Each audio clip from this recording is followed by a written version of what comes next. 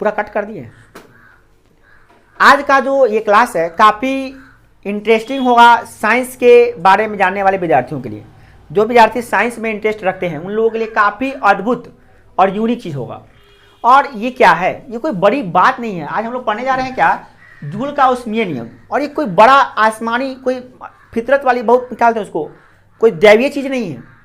उसको आप धरातल पे महसूस करते हैं, आए दिन समझते हैं, जानते हैं, बट उसको आप नोटिस नहीं करते हैं। आज के बाद नोटिस कीजिएगा। डेट फॉर एग्जाम्पल, अभी गर्मी के समय है, पंखा चलाते हैं कंटिन्यू हम लोग। कभी आपने पंखा से पूछा कि क्या हाल बीत रहा है उसको, जो आपको ठंडा में रख रहा है उसका हालत खराब होता है, गर्म तब जाता है बेचारा वो।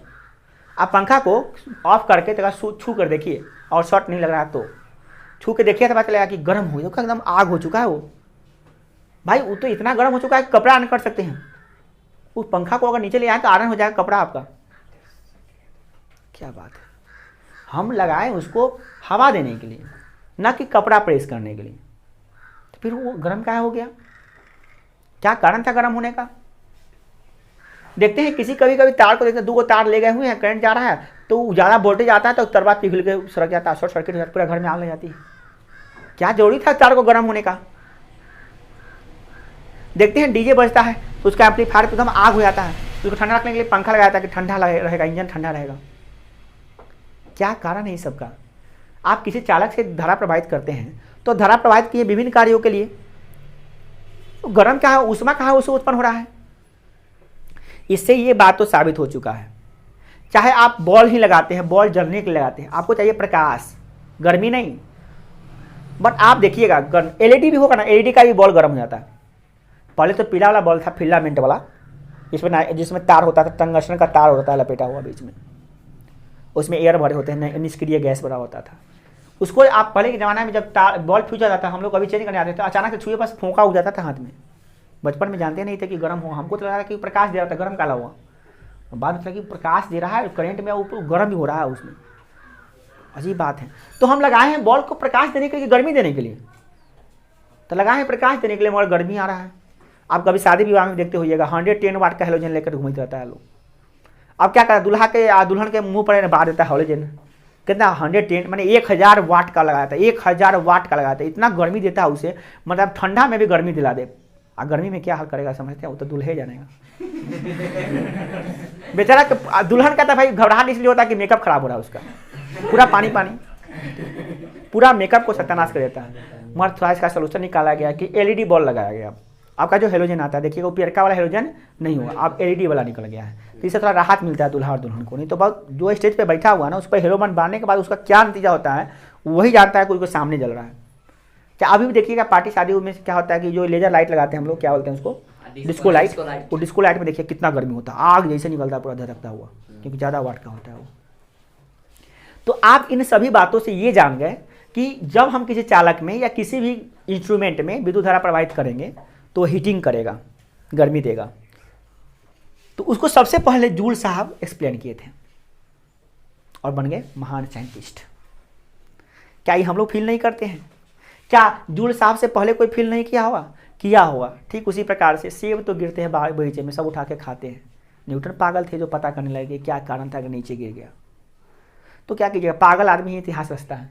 तो ये जो जूल का जो उष्मीय नियम है, ये भी समझिए पागल ही न थे। इनको क्या जरूरी था, सब जानता था कि बॉल जलाएंगे तो गर्म हो जाता है, गर्म हो जाता है। फिर उनको क्या जानता रिसर्च करने का कि गर्म हो जाए, कोई चालक लगा दे तो गर्म हो जाए, क्या जरूरी था उनको, पर कर दिए।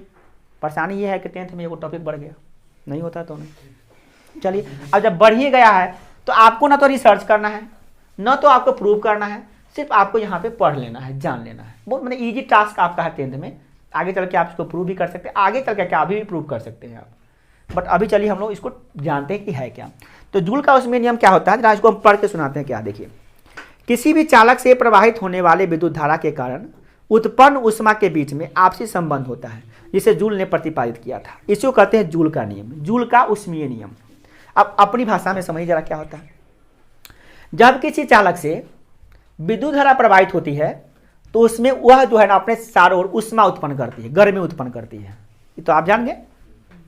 और ये जो ऊष्मा निकलती है, ये ऊष्मा और इससे जो विद्युत धारा प्रवाहित होती है, इसमें संबंध होता है। यानी कि ये जो करंट है, करंट से और इस ऊष्मा में संबंध होता है। इसी संबंध का प्रतिपादन सबसे पहले ओम साहब ने कहा किया, तो इसी को कहते हैं ओम का उष्मीय नियम। सॉरी, ओम का नहीं, जूल का उष्मीय नियम, ओम का नहीं है, सॉरी। तो जूल का जो उष्मीय नियम है ये क्या है, उसी चीज को हम लोग पॉइंट बाय पॉइंट जानते हैं। सबसे पहला पॉइंट क्या देखिए करा, इसमें पहले जानिए क्या क्या चीज है, 4 चीज है इसमें।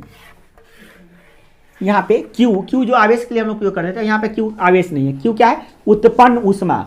मतलब कि जब हम चालक में, किसी चालक में, जैसे चालक है, इस चालक में हम करंट प्रवाहित कर रहे हैं, तो इसमें जो ऊष्मा उत्पन्न हो रहा है ये ऊष्मा है इसमें क्यू। दूसरा क्या, प्रतिरोध। इस चालक का जो प्रतिरोध है ये है आर, और विद्युत धारा जो इससे करंट प्रवाहित हो रहा है वो है आई। और जो समय कितना देर तक प्रवाहित किया, मतलब जितना आप जानते हैं ना कि बॉल को जितना ज़्यादा जलाइएगा उतने ज़्यादा गर्म होगा, पंखा को जितना ज़्यादा जलाइएगा उतने ज़्यादा गर्म होगा, जानते हैं ये बात को। माने आई माने ज़्यादा समय तक करने से करंट ऊष्मा का मान और बढ़ेगा ना। तो इसी चीज़ों को हम लोग पढ़ने जा रहे हैं। सबसे पहला क्या है कि क्यू जो होता है ना, माने उत्पन्न ऊष्मा का मान विद्युत धारा के मान के वर्ग का सीधा समानुपाती होता है। कब, जब आर और टी अचर हो। तो इसको हम लाइन में कैसे लिखेंगे, जब किसी चालक का प्रतिरोध यानी आर और वह समय विद्युत धारा का प्रवाहित होने वाला समय यानी आर और टी अचर है, तो इसमें उत्पन्न होने वाले ऊष्मा का मान, माने कि चालक में उत्पन्न होने वाले ऊष्मा का मान विद्युत धारा के मान के वर्ग के सीधा समानुपाती होता है। याद कीजिए, विद्युत धारा के मान के वर्ग के सीधा समानुपाती, या यूं कह सकते हैं विद्युत धारा के वर्ग के सीधा समानुपाती होता है। अब इसको हम कैसे बोलेंगे, यदि आर और टी अचर हो तो चालक में उत्पन्न ऊष्मा का मान उसमें प्रवाहित होने वाले विद्युत धारा के वर्ग के सीधा समानुपाती होता है। ये से लिखेंगे इसको हम लोग, ठीक है। इसको हम लोग क्या कर दें, Q बराबर आई स्क्वायर। दूसरा नंबर कंडीशन क्या कहें कि यदि I और T अचर हो, देखिएगा दो गो जो यहाँ पर लेगा, 4 गो है ना, जो 2 गो यहाँ पर लेगा वो 2 गो अचर हो जाएगा, शेष जो 2 गो बचेगा अचर हो जाएगा। देखिए Q और R ले लिए तो Q सीधा समानुपाती होगा R के, मतलब यानी कि यदि I और T अचर हो तो उसमें उत्पन्न होने वाला ऊष्मा का मान प्रतिरोध के सीधा समानुपाती होता है। मतलब प्रतिरोध बढ़ाएंगे तो Q बढ़ेगा, या यूं कहे Q बढ़ाना है तो प्रतिरोध बढ़ाना पड़ेगा, ठीक है। तीसरा नंबर क्या है, Q सीधा समानुपाती होता है T के, कब, जब R और I अचर होगा तब। अचर का मतलब नहीं बदलेगा तब क्या होगा, Q सीधा समानुपाती होगा T के, मतलब जितना ज़्यादा समय तक हम किसी चीज़ को यूज करेंगे उतनी ज़्यादा गर्म होगा वो, ठीक है। यही 3 बातें लिखा गया है। अब इसको याद रखने का एकदम सिंपल तरीका है, ठीक है। इसमें याद रखने सिंपल तरीका क्या है कि आप देखिए Q डायरेक्टली प्रोपोर्शनल आई स्क्वायर, ये याद कर लीजिए, Q डायरेक्टली प्रोपोर्शनल R और Q डायरेक्टली प्रोपोर्शनल T, तीनों चीज़ याद कर लीजिए। हिंदी में Q सीधा समानुपाती है आई स्क्वायर के, Q सीधा समानुपाती है प्रतिरोध के, Q सीधा समानुपाती है T के। Q माने क्या, ऊष्मा।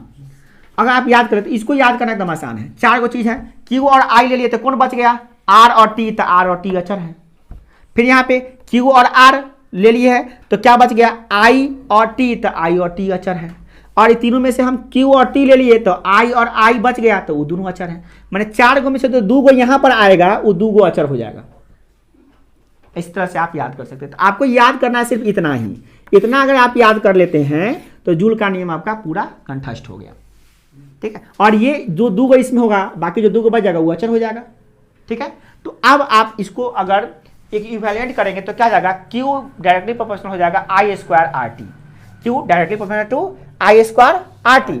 और यहाँ प्रोपोर्शनलिटी हटाएंगे, यहाँ पे ये समानुपाती का चिन्ह हटाएंगे तो कांस्टेंट देना पड़ेगा, बट इसमें कांस्टेंट ऑलरेडी पहले से R है, इसलिए हम यहाँ पे R कांस्टेंट नहीं दिए हैं। तो Q बराबर क्या हो गया, आई स्क्वायर आर टी। ये बहुत ही काम का चीज़ है, ये क्यों यूज आएगा, देखिए 4 चीज़ हुआ इसमें, 4 चीज़ है, 4 में से कोई भी 3 को चीज़ दे देगा, आपको कहेगा एक चीज़ निकालने के लिए, तो इस फॉर्मूला का उपयोग आप कीजिएगा।